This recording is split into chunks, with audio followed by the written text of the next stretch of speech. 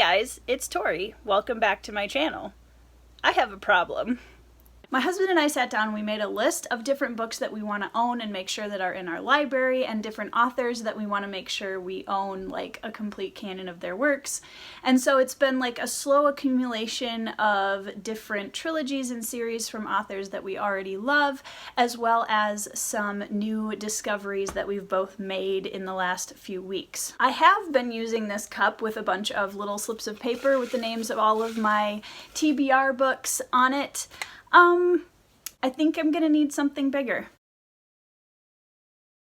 That's literally the stack that I'm going to be talking about today. A lot of the books I buy are pre-owned and I don't pay that much for them, and so I feel pretty comfortable if I donate them back. So, with no further ado, let's get into this book haul. Okay, the first one on the list is A Labyrinth of Scions and Sorcery. This is the sequel to a book that I picked up on Book Outlet a while back, and they happened to have book 2 on now, and it's a beautiful hardcover. Look at those two together. I just think they're really pretty.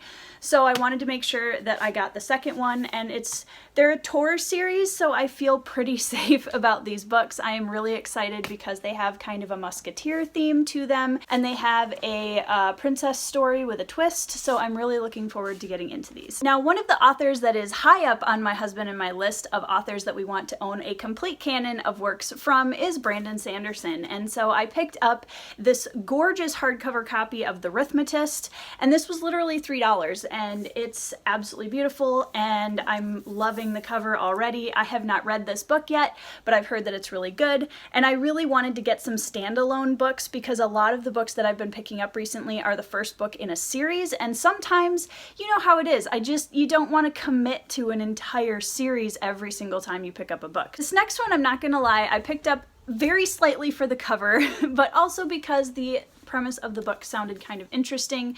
The Tiger at Midnight. Apparently this is set more in kind of a Middle Eastern / India setting, and I've been trying to find a couple of YA books that are hopefully going to restore my faith in YA, because most of the last YA books I have read, I haven't been a giant fan, so I'm trying to find a couple of YA fantasy books that will restore my faith in the genre as a whole, and hopefully this is going to be one of them, because look at this cover. It's absolutely amazing.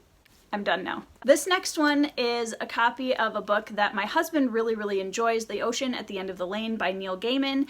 We did not own a copy of it, and we thought that that was kind of ridiculous, and so now we do. I did pick up a middle grade book in my last Book Outlet haul, and that was The Star Thief by Lindsey Becker, and this one really piqued my interest because it deals with a world where the constellations actually come to life, which I thought was a really interesting concept, and I thought it was really a beautiful cover, and the description sounded really intriguing, so I'm excited to read this. And I'm kind of starting to look for some really easy middle grade fantasy-esque books that I personally like, so that once my son, who's my oldest, is old enough to start reading some middle grade, he's gonna have some good books to pick from. Okay, the next one, I've read a couple of Beauty and the Beast retellings in the last couple of months. I didn't like them that much, and so this one was highly recommended as one of the, if not the best, retelling of Beauty and the Beast.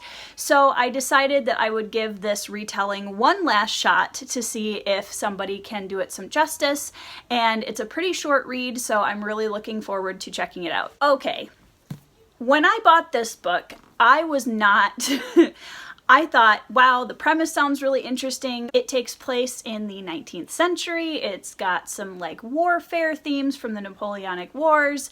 It's got magicians, and it's got some like con-esque sounding things, and it sounds like it's a little bit more of a classic flavor. So I bought this book, and I had no idea that this book, look at this book. What? There's no way it needs to be this long. We'll see. I have no idea what to expect from this book. Whew! Like, if a burglar comes into my house, this is the book I am grabbing to chase him out with. Okay, in the spirit of trying to find a YA novel that I can really get into, I did pick up a copy of Ash Princess, which I have heard is a really solid YA. We'll see if I agree with that. The premise sounds kind of interesting, with a princess who is basically being kept as a slave in her own palace and just is going through this horrible time trying to kind of free herself and apparently her people. But I'm looking forward to reading this. We'll see if this can rekindle my love of YA. The next one was a little book that I literally have no idea what to expect, but the cover was fascinating and the premise sounded kind of interesting. The Dream Quest of Vellitt Bow. Now, this book apparently is about a professor at a women's college who has a gifted student who goes missing in some kind of dream world, and then Vellitt Bow has to go into the dream world to find this student and save her from something or other. The next one I picked up from my husband. He asked me to get Ray Bradbury's Dandelion Wine, which is kind of a coming-of-age boyhood story that Ray Bradbury wrote, and Ben has been wanting to read it for a while, so he asked me to pick it up for him. Guys, we're almost to the bottom of the first stack. When we were making a list of authors that we wanted to own a complete canon with, Robin Hobb's name was definitely on that list for me, so I picked up one of the trilogies that I do not have of hers yet, and that is the Liveship Traders, which somehow ties in with the Fitz and the Fool and the Farseer trilogy, according to some other fantasy buffs that I have talked to. I'm looking forward to reading these, and I'm really happy that I'm getting close to having a fuller set of Robin Hobb's work. Okay, this next one is a really, really special book that I picked up, and that is All the Gallant Men by Donald Stratton. It's a autobiography of a survivor of the attacks on Pearl Harbor. He was on the USS Arizona, which is one of the ships that sank, and he was, I believe, one of only 5 survivors from that ship. Donald Stratton unfortunately passed away this last week, and so when I saw the announcement for that, I knew this had been on my TBR kind of in the background for a really long time, and that spurred me to buy a copy of his autobiography, because what an incredible man, and what an incredible story of survival and loss. And I think,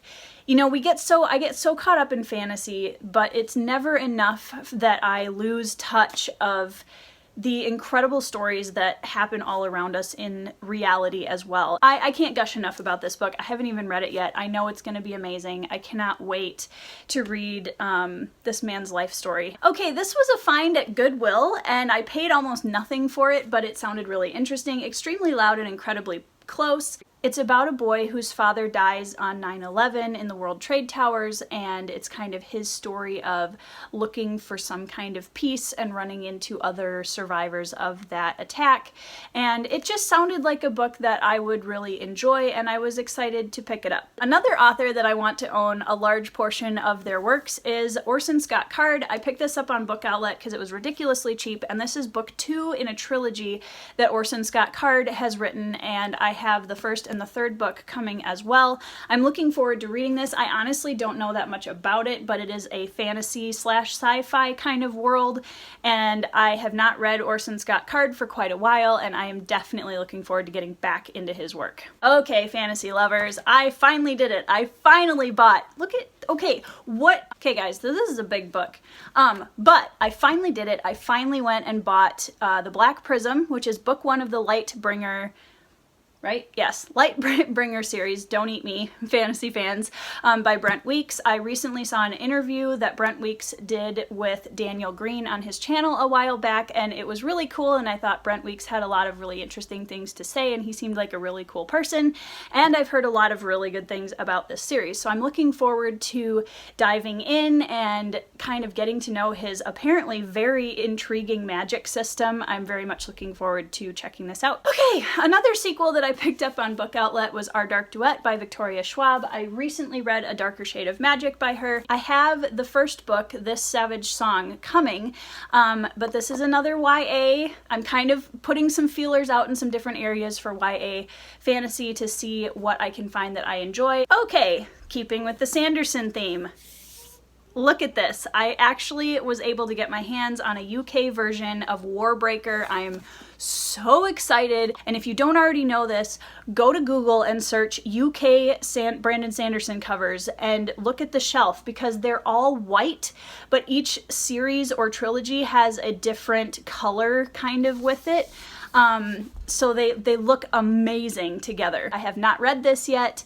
It's a standalone fantasy novel by Sanderson that has gotten tons and tons of praise, and it's Sanderson, so are we really surprised? Nah, not really. The next one I picked up is a little bit different style of book than I usually go for, but I really love kids with old souls, and this book sounded really intriguing. It's about a has-been writer who has a young son who's 9 years old, and she hires this editorial assistant to help her write a new bestseller because she wants to make a comeback.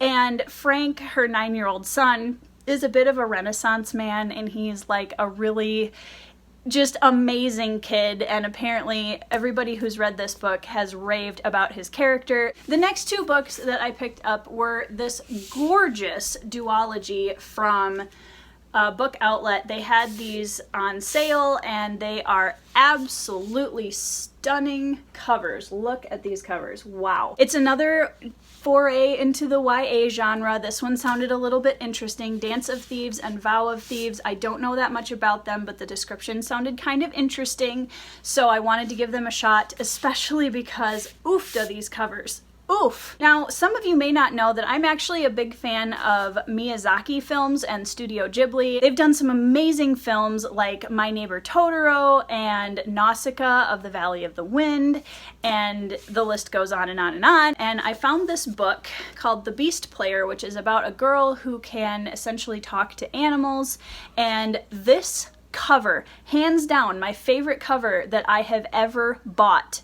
Look at this beautiful artwork. I mean, it's absolutely stunning artwork. This is actually written in Japanese originally and translated, and it sounded very much like somebody had kind of taken a Studio Ghibli film and turned it into a novel. The Sculptor by Scott McCloud. Now, this is a graphic novel, and this is a big book, but the artwork is gorgeous and a very highly recommended graphic novel. This is about a young man who makes a deal with death and says, I want to be able to sculpt anything I want and have it come to life, essentially. And so death makes this deal with him and gives him a certain amount of time to live and sculpt all of these beautiful, amazing things that he wants to do.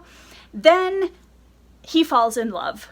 Oops. It just sounded really, really intriguing, and I've heard glowing reviews about this book, so I'm really looking forward to jumping into a good graphic novel after a very, very long time, and this one just looked really interesting. Right, y'all know that I grew up watching Jane Austen films, and this I could not pass up. This is Mary B, and it is the story of Mary Bennet, who is the quietest of the Bennet sisters in Pride and Prejudice, and somebody decided to write her story, and I am like, this is either going to be an amazing book or they're going to completely wreck it. I have no idea which it's going to be, but I could not pass up the opportunity to read this. I am so excited to check this out. The next book that I picked up was Sailing to Serantium by Guy Gavriel Kay.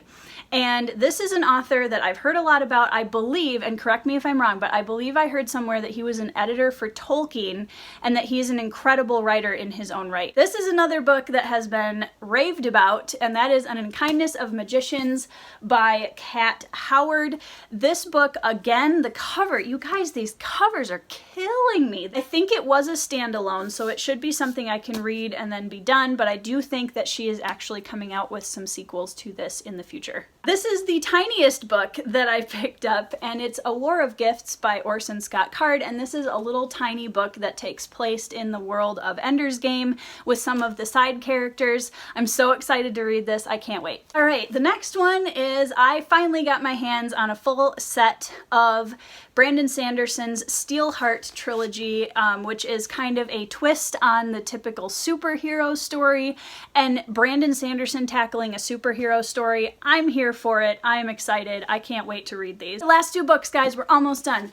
The second to the last one is Spellslinger by Sebastian de Castell, and this just looked like so much up my alley. It's not even funny. I try really hard to make these videos not about me gushing about covers for like 15 minutes. First of all, the cover, whatever, but you guys, it's kind of difficult. Look at this cover. It's absolutely amazing. It's got like kind of a gunslinger theme with like magicians and con artists, and I'm so here for it. I cannot wait to read this. Okay, the last book on my stack is A Green and Ancient Light by Frederick S. Durbin. Now this kind of is like a Sacred Woods kind of magic fantasy story. It's not very long and it is a standalone, so it was another one that I wanted to pick up. It sounded kind of interesting. I don't know that much about it, but it piqued my interest enough to say, hey, this one should go on my TBR list. So that's all of the books that I've hauled in the last like 2 weeks. I know that's kind of insane. I promise it's gonna slow down soon. I just, you know, getting back into reading again and wanting to rebuild my library. I have missed books, and that's all I'm gonna say about that. I have missed it so much. I absolutely cannot wait to get into some of these books. If you've read any of them, please tell me down in the comments below what you thought. Tell me which ones you think I should read first. Tell me which ones you have on your TBR list. I hope you have a fabulous day. If you want to see more content from me, go ahead and click that subscribe button because I would love to have you here, and I will see you in the next video.